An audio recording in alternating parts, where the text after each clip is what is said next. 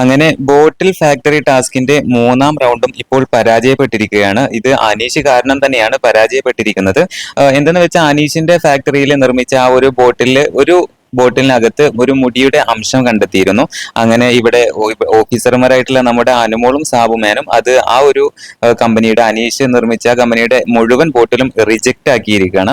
ആ ഒരു ബോട്ടിൽ മാത്രമല്ല മുഴുവൻ ബോട്ടിൽസും റിജക്ട് ആക്കിയിട്ടുണ്ട്. അതിനൊരു കാരണമുണ്ട്. ഒരു പാത്രത്തിൽ വെച്ചിട്ടാണ് ഇവർ ആ ജ്യൂസ് നിർമ്മിച്ചിരിക്കുന്നത്.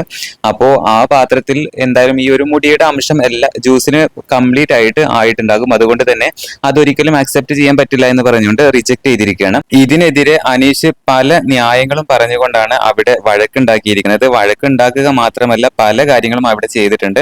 മറ്റു ഫാക്ടറിയുടെ ബോട്ടിൽസ് എല്ലാം തന്നെ ചവിട്ടി നശിപ്പിക്കുക വരെ ചെയ്തിട്ടുണ്ട്. എല്ലാവരും ഇതിനെതിരെ അനീഷിനെതിരെ തിരിഞ്ഞിരിക്കുകയാണ്. ഇപ്പോൾ ഹൗസിൽ അനീഷ് ആകെ ബഹളം വെച്ചുകൊണ്ടിരിക്കുകയായിരുന്നു.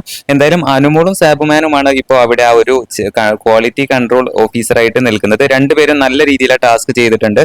അവരുടെ ഭാഗത്ത് തന്നെയാണ് ശരി. അവർ ചെക്ക് ചെയ്തൊക്കെ വളരെയധികം കറക്റ്റ് ആണ്.